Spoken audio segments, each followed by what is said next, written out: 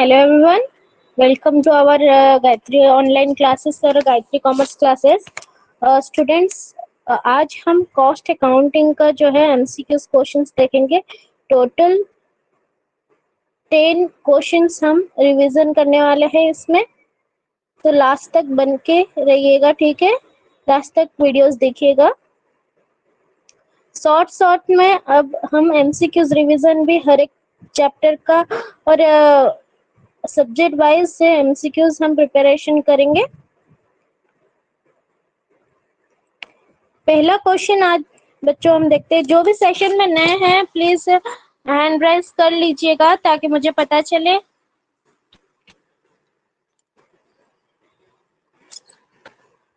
Okay, now we can start our first question, MCQs question. The main purpose of cost accounting is, main purpose of cost accounting क्या है भाई बच्चों बताइएगा। Cost accounting का main purpose क्या है? Profit maximization, cost ascertainment and control, increasing sales और advertising products. इनमें से कौन सा राइट आंसर है बच्चों बताओ। Main purpose of cost accounting, cost accounting का मेन पर्पस क्या है ना? कॉस्ट असेसमेंट एंड कंट्रोल, ठीक है। प्रॉफिट मैक्सिमाइज करना तो जरूर, मतलब कॉस्ट अकाउंटिंग के अंदर प्रॉफिट मैक्सिमाइजेशन जरूरी, जितना नहीं है उससे ज्यादा। देखो, अगर आपने कॉस्ट एसेटमेंट कर लिया या फिर उसके ऊपर प्रॉपर वे में कंट्रोल किया, तभी जाकर के आप कॉस्ट को अच्छी तरीके से समझ पाओगे और बिजनेस इंक्रीज हो पाएगा। इंक्रीजिंग सेल्स खाली सेल्स इंक्रीज करने में नहीं होगा, और एडवर्टाइजिंग प्रोडक्ट का खाली एडवर्टाइजमेंट करने से कॉस्ट अकाउंटिंग के अंदर क्या बताया गया भाई? कॉस्ट से रिलेटेड है, कॉस्ट से रिलेटेड कॉस्ट एसेटमेंट और कंट्रोल, प्रॉपर वे में बिजनेस को कंट्रोल करना। सेकंड क्वेश्चन देखेंगे। कॉस्ट अकाउंटिंग हेल्प्स मैनेजमेंट को हेल्प करता है।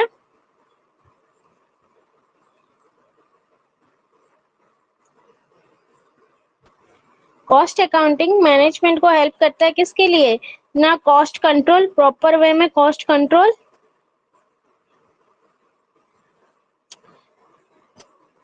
कॉस्ट कंट्रोल करने के लिए, कॉस्ट डिडक्शन करने के लिए और डिसीजंस मेकिंग। भाई कॉस्ट अकाउंटिंग के अंदर तो ये मैनेजमेंट के तीनों के तीन रोल है। प्रॉपर वे में कॉस्ट कंट्रोल करना, कॉस्ट डिडक्शंस करना, कम से कम पैसे के अंदर, कम से कम कॉस्ट के अंदर क्वालिटेटिव चीजें देना और प्रॉपर वे में डिसीजंस लेना। तो इसका राइट आंसर क्या आएगा? All of the above. Okay,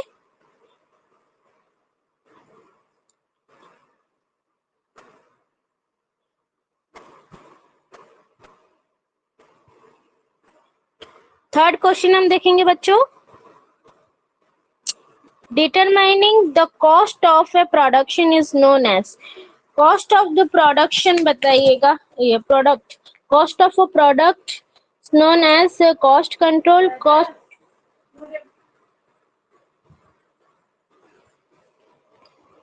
determining the cost of a product is known as cost control या फिर कॉस्ट असेसमेंट, कॉस्ट डिडक्शन या फिर बजटिंग। इसका राइट आंसर क्या आएगा बच्चों बताओ। जो भी कॉस्ट होते हैं, कॉस्ट ऑफ अ प्रोडक्ट का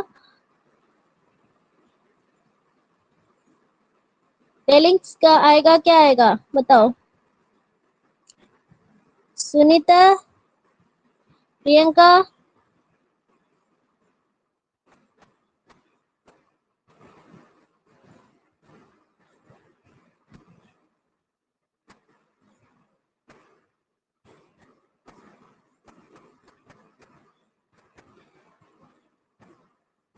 डिटरमाइनिंग द कॉस्ट ऑफ, रुको, कॉस्ट ऑफ अ प्रोडक्ट का राइट आंसर कॉस्ट कंट्रोल होगा या फिर कॉस्ट असेसमेंट होगा, एसेटमेंट और कॉस्ट डिडक्शन होगा या फिर बजटिंग होगा। भाई कॉस्ट ऑफ प्रोडक्ट ज्यादातर है ना इंक्लूडेड किसके अंदर होता है, कॉस्ट एसेटमेंट के अंदर होता है, ठीक है। Which of the following is included in the scope of cost accounting? इसमें से कौन सा एक फॉलोइंग बताओ जिसमें स्कोप ऑफ कॉस्ट अकाउंटिंग है। Budgeting, inventory evaluations, cost reporting. देखो स्कोप ऑफ कॉस्ट अकाउंटिंग के अंदर ये तीनों के तीन अवेलेबल है भाई, प्रॉपर वे में बजटिंग, बजट बनाना या फिर इन्वेंटर ये वैल्यूएशंस करना। इसके ऊपर मैंने आपको नेचर, स्कोप्स और फंक्शंस ऑफ कॉस्ट अकाउंटिंग के ऊपर बताया था, इसके स्कोप के बारे में बताए थे, उसके नेचर्स के बारे में बताए थे, ठीक है। वो जाकर के वीडियोस आप देख सकते हो। तो स्कोप ऑफ कॉस्ट अकाउंटिंग के अंदर ये तीन आते हैं, बजटिंग, इन्वेंटरी वैल्यूएशंस और कॉस्ट रिपोर्टिंग। ओके, तो राइट आंसर इसका क्या आएगा बच्चों, D, all of the above.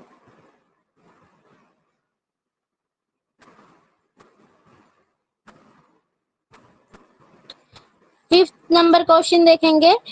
Cost accounting provides information mainly to, cost accounting जो है वो ज्यादातर इंफॉर्मेशन प्रोवाइड करता है हमें, किसके द्वारा, गवर्नमेंट के द्वारा प्रोवाइड होता है या शेयर होल्डर्स के द्वारा होता है या फिर मैनेजमेंट के द्वारा होता है या कस्टमर्स के द्वारा होता है। तो देखिएगा इंफॉर्मेशन जो कॉस्ट अकाउंटिंग का है ना, वो तो गवर्नमेंट तो नहीं देता है बिल्कुल, शेयर होल्डर्स भी नहीं देते हैं और कस्टमर्स भी नहीं देते हैं।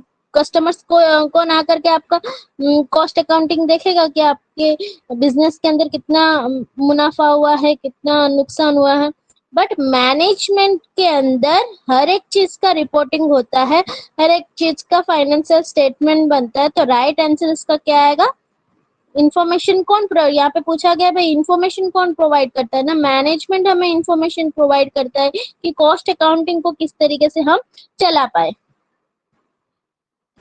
Question number 6,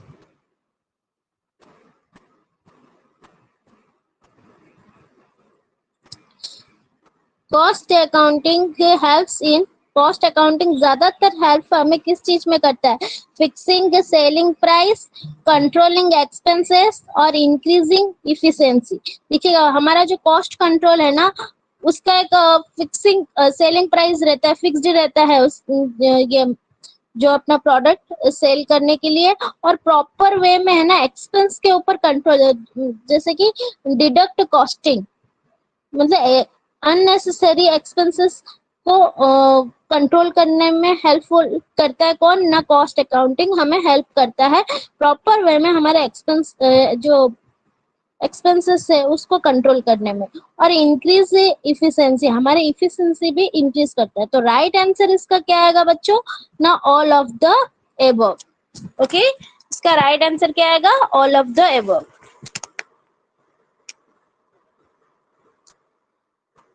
Now you can see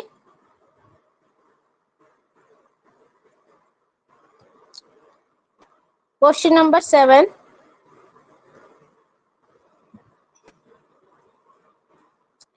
The process of deducting cost without affecting quality is called, जो प्रोसेस डिडक्टिंग कॉस्ट, ठीक है, ये प्रोसेस है जहाँ पे कॉस्ट डिडक्टिंग होता है विदाउट अफेक्टिंग क्वालिटी, क्वालिटी के ऊपर कोई इफेक्ट नहीं होता है, बट कम से कम कॉस्ट के अंदर काम होता है, उस चीज को हम देखो कॉस्ट डिडक्टिंग कॉस्ट आ गया ना, यहाँ पे कॉस्ट कंट्रोल भी नहीं आएगा, कॉस्ट एलोकेशन भी नहीं आएगा, और ये कॉस्ट है क्लासिफिकेशन, ये तीनों नहीं आएंगे, ठीक है, क्योंकि डिडक्टिंग का बात पूछा गया है, एलोकेशंस और क्लासिफिकेशन और कंट्रोल तो इसके साथ मिलता ही नहीं है। डिडक्टिंग है तो कॉस्ट डिडक्शन, राइट आंसर इसका क्या आएगा, cost deduction. Okay, question number 8, cost accounting assets management in, ज्यादातर कॉस्ट अकाउंटिंग जो है एसेट्स करता है मैनेजमेंट को प्लानिंग करने में, डिसीजंस मेकिंग, कई तरीके के डिसीजंस लेने में, परफॉर्मेंस इवोल्यूशंस, अच्छे अच्छे परफॉर्मेंस इवोल्यूशंस भी होता है। ये तीनों के तीन जो है प्रॉपर वे में असेस करता है। तो इसका राइट आंसर क्या आएगा? All of the above. Okay, all of the above, क्योंकि है ना कॉस्ट अकाउंटिंग के अंदर ही, देखो कॉस्ट अकाउंटिंग के अंदर ही प्रॉपर वे में प्लानिंग करना है, उसके अंदर डिसीजंस प्रॉपर वे में लेना है। और परफॉर्मेंस, अच्छे अच्छे परफॉर्मेंस कैसे इवेल्युएटिंग होता है ना, हम फाइनेंशियल स्टेटमेंट देखते हैं, हमारा जो बजटिंग है, हम चार्ट बनाते हैं, डाटा कलेक्शन करते हैं, इंफॉर्मेशन प्रॉपर वे में कलेक्ट करके फिर हमारा जो काम होता है उस परफॉर्मेंस को देख करके ही हमारा कॉस्ट अकाउंटिंग कड होता है।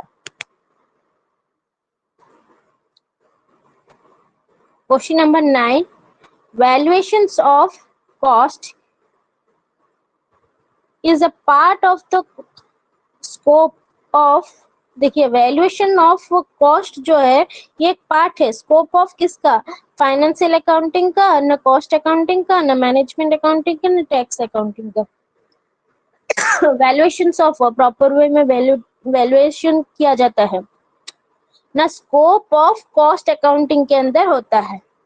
ठीक है, याद रखिएगा, जो वैल्यूएशंस ऑफ